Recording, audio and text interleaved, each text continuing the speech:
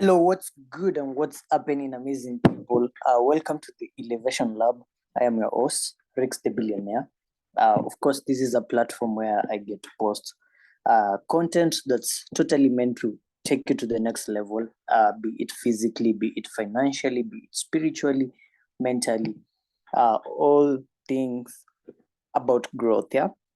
On today's episode, I'm doing a short crash course. This is a short Forex crash course because I have been a Forex trader for the past 2 years and 6 months. And when I get started out, I really had so much challenge in acquiring the right information to get me started the right way. And that's why I've decided to do this crash course for anybody out there who wants to get started rightly, just to make sure I'm able to assist somebody else navigate this crazy market nicely. So I will quickly share some slides that I had prepared a while ago, just to smoothen this and to make it as short as possible. And it's my prayer that you guys will get value from these sessions. If you get value, don't forget to share with your friend to also help them elevate. Also, don't forget to give me a like and also a thumbs up to get the channel growing. So just share. Let me see what this. Just give me a moment. Resume sharing. Okay, let me just share the right thing. Just give me a moment. Stop share. Again, I'll be as quick as possible just to make sure that I'm making the sessions very short. Since it's not very easy, it's not really easy for people to have like long concentration spans. Personally, I suffer from that. I can't concentrate for long periods. So yes, if the video end up being like very long, I might cut them short or even cut them into portions just to make sure you guys get like good value. I don't know, my PowerPoint is really acting up right now. Okay, let's get this running. Let's get this PowerPoint running. Okay, introduction to Forex, pin this, and voila, come on. Intro to Forex. Okay, if it doesn't function, we might end up like doing it without the slide. If it keeps on acting up, let's see. Share screen. My entire screen, this PowerPoint, then share it. Good. Let's see if we shall have it here.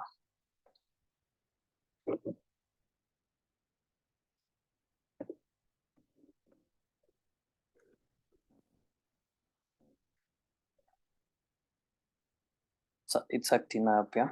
But again, you guys, my goal is to like share as much value as I can, just to make sure somebody out there is able to navigate in the best way possible, and also to make sure I help cut down any person's learning curve, whoever is willing to learn from me. Also, I happen to be a co-founder of a financial trading group. It's called the Grind on Billions. Can find us on all social platforms. Go by Grind on Billions. Of course, we're on Instagram and WhatsApp only. Yes, I think my machine is lagging, and this is really going to inconvenience me and lengthen the time for this. Come on. Okay. As we wait for the machine, let me quickly, as we wait for the machine to load, or even for the PowerPoint slide to load, I'll just like go over it. So basically, what comes to mind when we talk about Forex?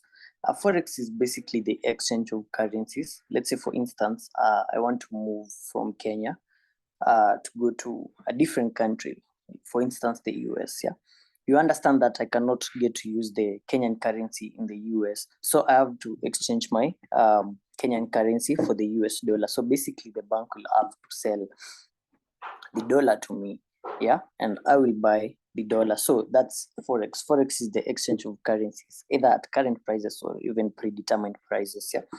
And that is exactly what we do. Yeah, on the financial exchange. Forex is a short form for the foreign exchange markets, I believe. And this is the largest financial market in the entire globe. It's so large that in a day we have $6.6 trillion flowing in this market in a day. And this was like a research, or rather statistics, 2016 statistics. So it said now the market is currently worth more than 7.7 trillion in a day. Again, I'm really sorry. My machine is really acting up. Honestly, I did not expect this. I don't know why.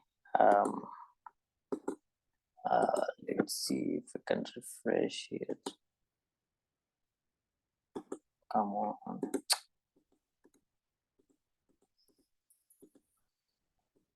The Zoom. It's the Zoom recording. It's really messing things up. Okay. There you go.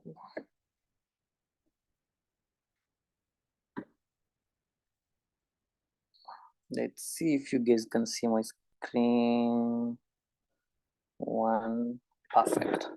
Yes, as I was saying, again, let's say the business of the 21st century is the internet. This is where the internet really leveled the playing field.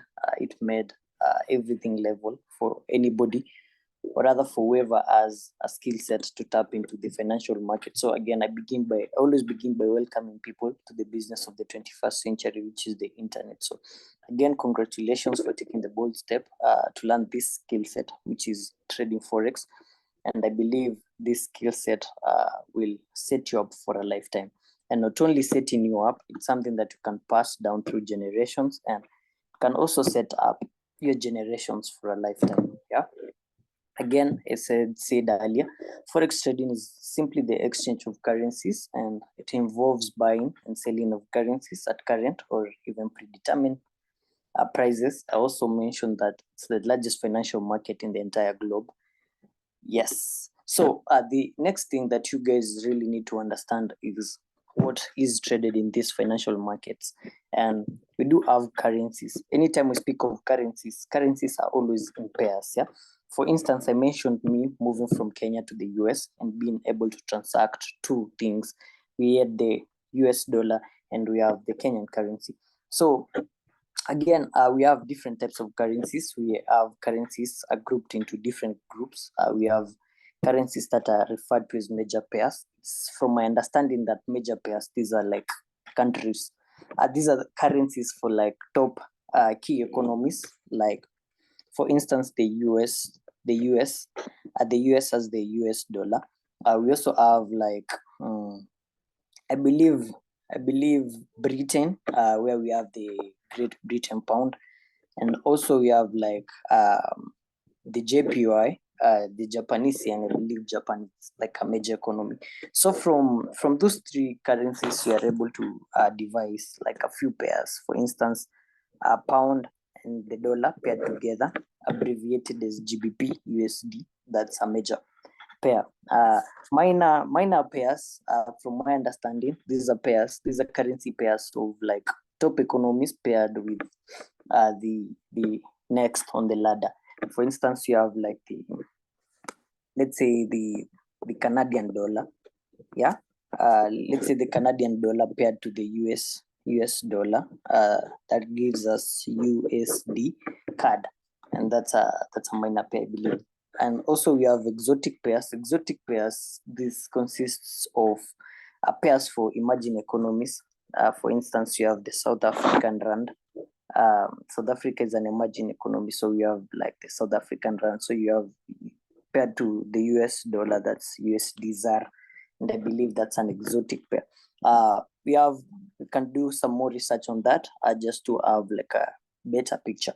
You also have commodities. Commodities, you have things like oil, gas, copper, sugar, and all that. We have precious metals. This is gold, silver. Gold is my favorite instrument. We also have things like indices. These are like stocks for the top, I believe, stocks. US 30, I believe, is the 30 top tech companies in the US, if I'm not wrong.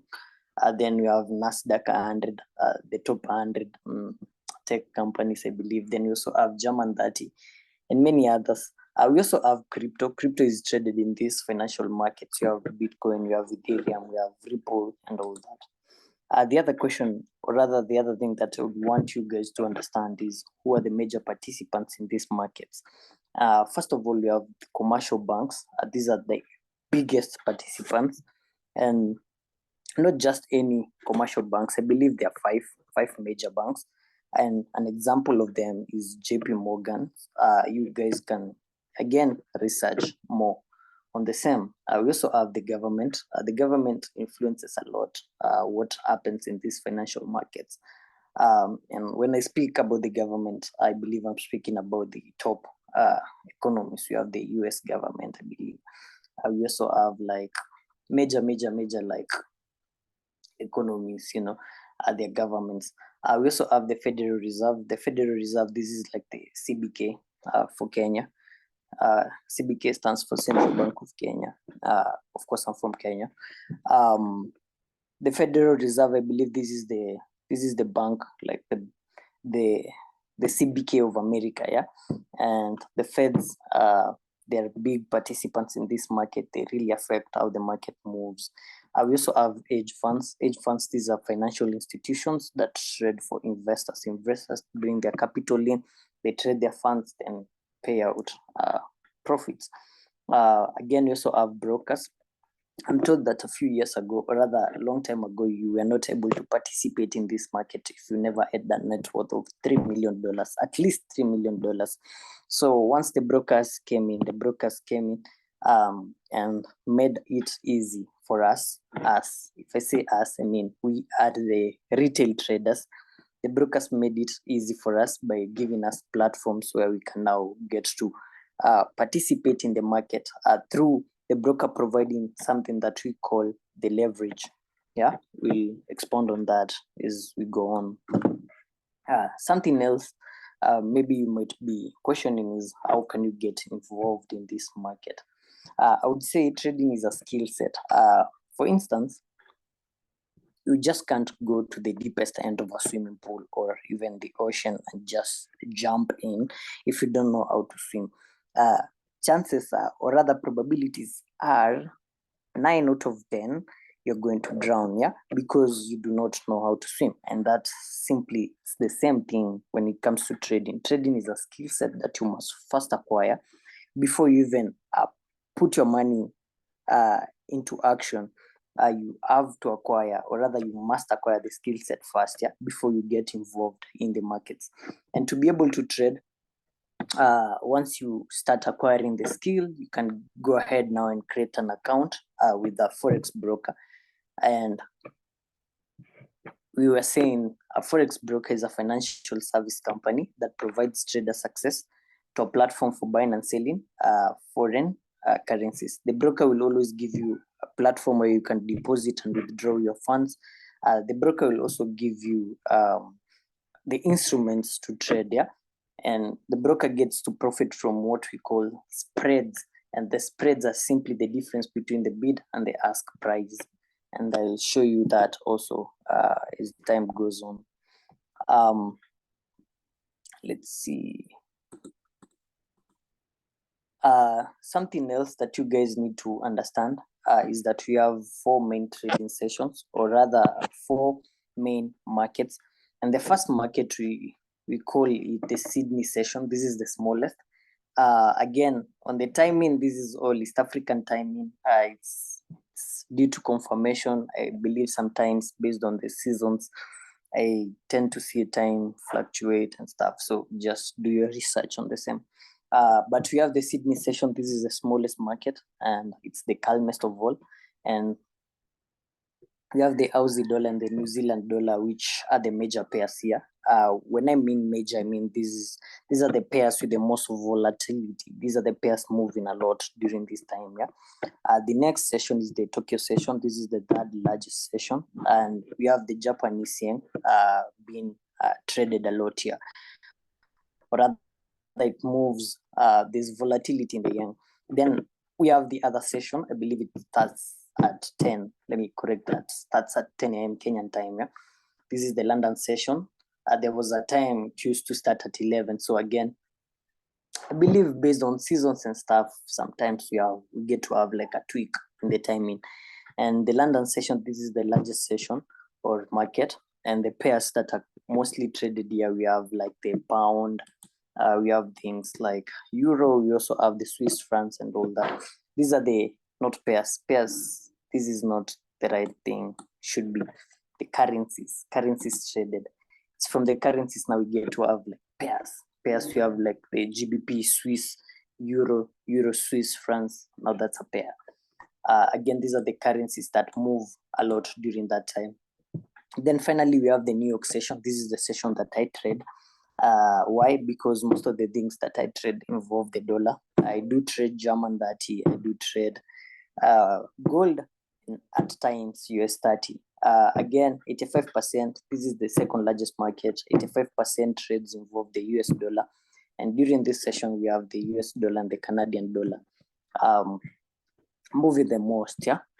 Something else, I'll skip to this session because this is a very important session.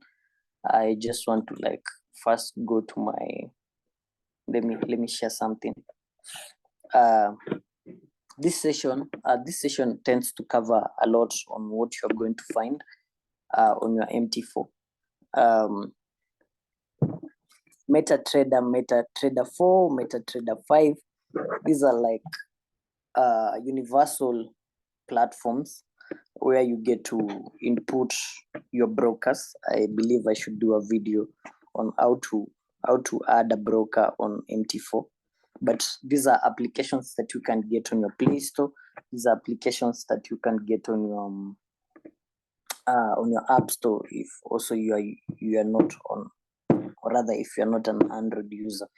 And these are the few things that you will be able to encounter. I believe if at all I get to do like editing of this video, I don't think I'll do a lot of editing, but I can attach a picture on this area so that you guys may have a clue on what I'm really talking about.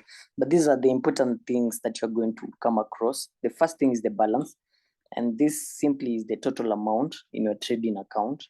The other thing will be your equity, and equity is simply the total balance plus or minus profits or losses.